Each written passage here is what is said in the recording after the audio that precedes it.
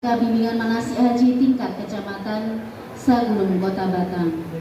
Sholawat dan salam kita panjatkan kepada Nabi Muhammad Sallallahu Alaihi Wasallam. Semoga kita nanti dalam syafaatnya di hari kiamat nanti. Amin. Dan terima kasih sudah hadir pada kesempatan pagi hari ini narasumber dari Bapak Kepala Kantor Kementerian Agama Kota Batam. Sebenarnya saya mau bacakan klip-klip teori bantu.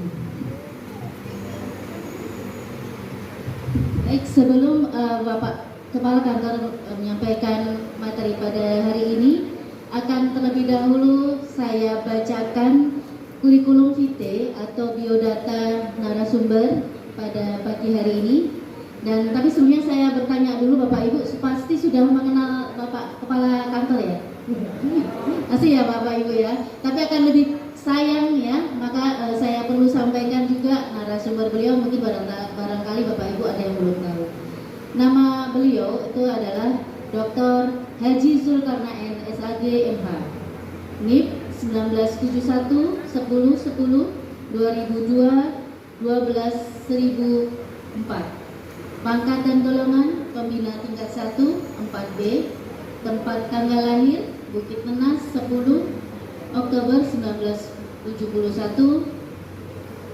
dan jabatan beliau jelas Kepala Kantor Kementerian Agama Kota Batam. Kemudian untuk nomor telepon kalau boleh dicatat mungkin di sini 0812 7033 892. Alamat rumah di Puri Malaka Blok P nomor 1, kantor di Jalan Masjid Baitur Rahman nomor 1 Sekipang. Kemudian riwayat jabatan, yang pertama pernah menduduki Kepala Seksi Pekapontren dan Penamas pada Kantor Kementerian Agama Kota Batam. Yang kedua Kepala Seksi Pendidikan Madrasah pada Kantor Kementerian Agama Kota Batam.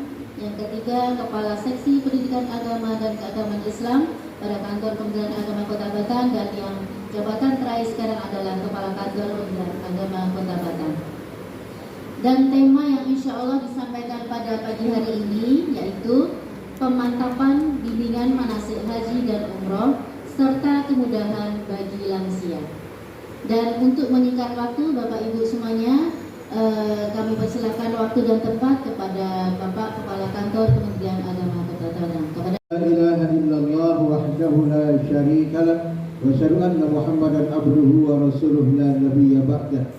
Allahumma salli wa sallim wa barik ala sayyidina Muhammadin wa ala alihi wa sahbihi ajma'in, amma ba'du. Subhanaka la ilma lana illa ma 'allamtana innaka antal alimul hakim. Rabbi shrah li sadri wa yassir li amri wahlul 'uqdatam min lisani yafqahu qawli. Bapak Ibu para panitia yang saya hormati, Bapak Ibu jamaah calon haji embarkasi Batam yang saya muliakan dan saya banggakan. Alhamdulillah senantiasa kita bersyukur pada Allah Subhanahu wa taala.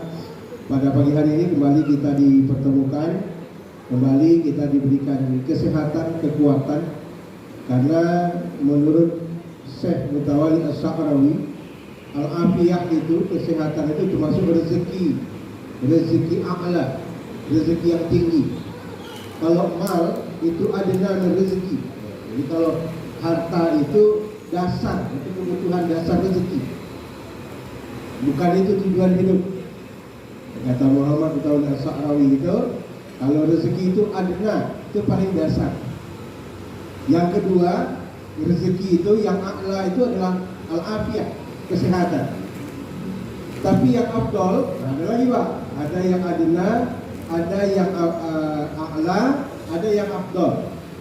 Afdol itu adalah salahul abna, anak yang soleh-solehah. Tamamul rezeki, penyempurna dari semua rezeki itu adalah ridha Allah Subhanahu wa taala. Jadi alhamdulillah Allah ridha kita, itu yang ingin kita raih, ingin kita dapatkan. Salam dan salam kepada Nabi kita Muhammad sallallahu alaihi wasallam. Allahumma shalli ala sayyidina Muhammad wa ala ali sayyidina Muhammad. Mudah-mudahan kita ini umat Rasulullah yang senantiasa taat melaksanakan apa yang sudah diajarkan kepada kita semua melalui lisan para sahabat, para ulama, sehingga sampailah kepada kita hari ini bahwa Islam ini yang kita pelajari, yang kita amalkan menjadi orang yang beriman adalah sesuai dengan apa yang sudah Rasulullah Sallallahu Alaihi Wasallam bawa dan ajarkan. Dan pada akhirnya tentu harapan kita mendapatkan syafaat dari beliau, yauma la yanfa'u malun wala banun illa man atallaha biqalbin salim. Pada hari yang tiada lagi berguna harta dan anak melainkan hati yang sejahtera menghadap Allah Subhanahu wa taala, itulah hari kiamat. Ini ada nampak. Bapak Ibu hadirin, wal hadir rahimakumullah, jadi tuan-tuan, puan-puan, jamaah calon haji yang saya banggakan. Bincang-bincang kita pada pagi hari ini, pertama ingin saya sampaikan bahwa prinsip di dalam hukum Islam dan syariat Islam itu adalah memberikan kemudahan kepada pengamalnya. Kenapa saya katakan pengamalnya? Sesuai dengan kemampuan yang ada. Tapi tidak boleh juga dimudah-mudahkan. Karena ada mudah, tidak boleh juga dimudah-mudahkan. Artinya syariat itu berkaitan dengan kemampuan seseorang melaksanakannya. Kemampuan. Kalau kita musafir, sholatnya boleh dijamak qasar. Itu kan kemudahan.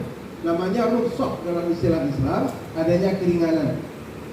Bahkan kalau Imam Syafi'i itu mengatakan qasrus shalah sadaqallahu alaikum faqbalu sadaqatahu. Kata Imam Syafi'i, qasar salat bagi orang perjalanan itu adalah Allah bersedekah kepadamu. Maka terimalah sedekah Allah itu. Itu kemudahan namanya. Tapi kemudahan itu juga harus mempunyai ketentuan, bukan dimudah-mudahkan sendiri. Ya, kemudahan itu harus sesuai dengan ketentuan syariat. Tidak dimudah-mudahkan sendiri. Karena lansia itu memaksakan diri sementara tidak sesuai dengan kemampuan kesehatannya. Haji ini kan bagi orang yang mampu. Man istata'a ilaihi sabila. Mampu melakukan perjalanan. Kalau mampu itu, Bapak Ibu sekalian, termasuk dalam salah satu orang yang bukan tidak diwajibkan melaksanakan syariat. Orang tidak wajib melaksanakan syariat ini ada 3 orang. Kata Nabi, rafa'al qalam an salasin. Diangkatkan catatan itu kepada 3 orang. Tidak wajib dia melaksanakan syariat awal. Yang pertama as-sabi wa tayyah kalimah. Anak kecil sampai dia dewasa. Kalau anak kecil itu tak wajib melaksanakan syariat Allah. Yang kedua, an-naimu hatta istayqaza. Orang tidur sampai dia bangun dari tidurnya. Itu termasuk orang yang lagi koma di rumah sakit, tak sadarkan diri. Itu nggak wajib. Bertahun-tahun dia berbulan-bulan dalam kondisi koma, itu nggak wajib. Itu dianggap naim, dianggap tidur. Nah, yang ketiga, al-majnun hatta yufiqa. Orang gila sampai dia sembuh dari gilanya. Itu yang tidak dicatat atau tidak wajib melaksanakan syariat Allah. Selain dari itu wajib. Selain dari itu wajib. Berarti balik orang yang sudah dewasa. Yang kedua, tentu kalau orang yang melaksanakan ibadah syariat itu orang Islam. Itu jelas tuh, itu dasar tuh. Islam balik berakal, tidak gila kayak dia. Nah, jadi Bapak Ibu sekalian, maka untuk itu dalam melaksanakan ibadah haji salah satunya adalah ibadah di mana diberikan ada kemudahan-kemudahan bagi yang lansia tidak harus memaksakan diri kecuali yang rukun. Itu tidak bisa tidak. Contoh hukum di Arafah. Hukum di Arafah itu kata Nabi al-hajjul Arafah, haji itu di padang Arafah. Bagi orang tidak hukum di padang Arafah, maka hajinya tidak sah. Nah, kita akan lihat nanti di Arafah itu adanya orang safari hukum. Orang yang sakit di rumah sakit walaupun kondisi yang koma, walaupun kondisinya itu parah, tetap dibawa pakai ambulan ke Arafah. Karena itu rukun, tidak boleh ditinggal. Hukum itu berhenti sebentar, walaupun hanya di situ 15 menit. Yang persoalan disadar atau tidak, bagi orang yang ini wajib melaksanakan. Ya, apalagi kita orang yang sehat. Dan selain daripada itu, tentu ada kemudahan-kemudahan di dalam hukum. Ya, ada kemudahan. Pertama, kalau kita runut dalam syariat ini, terutama haji, adalah qasar dan jamak sholat dulu. Ya, jadi qasar jamak itu merupakan kemudahan. Yang kedua, kita sholat di dalam pesawat. Sholat dalam pesawat, seharusnya sholat itu kan berwudu. Ya, kata Nabi, la sholata liman la yatawadda. Dia tidak ada hitungan sholat orang yang tidak berwudu. Kalau tidak berwudu, sholatnya tidak sah. Ya, itu dasar hukum. Jika kuntum ila shalah faghsilu wujuhakum wa aydiyakum ilal marafiq wamsahu bi ru'usikum wa arjulakum ilal ka'bayn. Itu dasar hukum wudu. Apabila hendak mendirikan sholat, basuhlah muka, kedua tangan sampai siku, dan sapulah kepala. Itu bedanya Pak, faghsilu ya famsahu. Jadi kalau ketika membasuh itu wajib airnya mengalir. Makanya kemarin kita agak berdebat sedikit dengan teman-teman yang menggunakan semprotan untuk wudu. Kan berkembang kemarin, mungkin ada juga yang mendapatkan sah atau tidak. Ya, pakai semprot-semprot dulu. Ketika tawaf, batal wuduknya. Nah, gitu. Pertanyaannya, air itu mengalir atau tidak? Nah, setelah itu basuhan mukanya sempurna atau tidak? Yang namanya muka itu Pak, Ibu, itu mulai dari tunggu ukur-ukur ini, ya, sampai di dagu. Ini atas bawah. Oke? Kiri kanannya mulai dari ini. Apa namanya ini, Pak? Ini loh. Anak telinga, Pak. Mak dia mana? Ini mak dia. Ini anak dia, ini mak dia. Pak, entahlah. Mak dia tak anak dia, tak tahu tak. Dari sini sampai sini. Ya, ini lingkaran, inilah muka. Kalau ada salah satu dari lingkaran ini tidak basah, maka wudunya tidak sah. Maka bahasa Al-Quran ketika menyebutkan muka dalam wudu itu faghsilu. Faghsilu itu dari kata-kata ghasala, sama seperti orang mandi. Artinya basah dan mengalir. Bukan sekedar basah, Pak. Kalau diambil itu digini-gini kan ini namanya apa namanya itu, Bu? Gelap. Ya kan ada itu. Nah, maka ini harus basah, itu pertama. Yang kedua, airnya harus mengalir. Karena bahasa Al-Quran faghsilu wujuhakum. Dari kata ghasala itu bahasa mandi. Ketika Allah menyebutkan mandi, itu juga menyebutkan kata-kata ghasala atau faghsilu. Berarti airnya harus mengalir. Pertanyaannya, di sumber itu mengalir tidak? Kalau mengalir bisa sah, dan penuh tidak. Itu dulu. Bagi ibu-ibu, mohon maaf ya, bagi ibu-ibu kalau terangkat ini aurat. Ya, ini aurat. Rambut ini aurat. Telinga sini aurat ini. Ini kan rambutnya nih. Makanya tempat duduk ibu-ibu dipisahkan itu harus tertutup, tidak boleh terbuka. Ya, tempat duduknya ibu harus terbuka. Kalau bapak-bapak mungkin agak praktis lah. Semprot banyak sedikit mengalir cukup lagi. Ya, dengan semprotan aqua bisa. Yang penting airnya mengalir, jangan tak mengalir. Nah, kalau bahasa kepala baru famsahu, menyapu. Tidak perlu basah, menyapu. Famsahu itu menyapu namanya. Menyapu gini aja, Bu. Jadi ada yang menyebutkan kalau Imam Syafi'i cukup 3 helai rambut basah selesai. Tapi kalau imam yang lain menyapu itu harus sempurna. Karena kata-kata kepala itu semua yang tumbuhnya rambut itu kepala, maka dia harus disapu semuanya. Itu khilafiyah lah, itu pendapat para ulama lah. Kan gitu. Nah, ketika wudu itu tidak bisa kita lakukan, maka ada solusi lain. Nah, jika solusi ini termasuk yang memudahkan kita. Apa solusinya? Apabila kalian tidak mendapatkan air, fatayammamu sha'idan thayyibah, maka hendak kalian bertayamum dengan tanah atau tanah yang bersih dan suci. Ya. Nah, anggota tayamum ada berapa? Bu? 3? Oh, 2. Alhamdulillah. Ya. Nah, tidak sama. Walaupun tayamum itu mengganti wudu, ya, tapi tidak sama.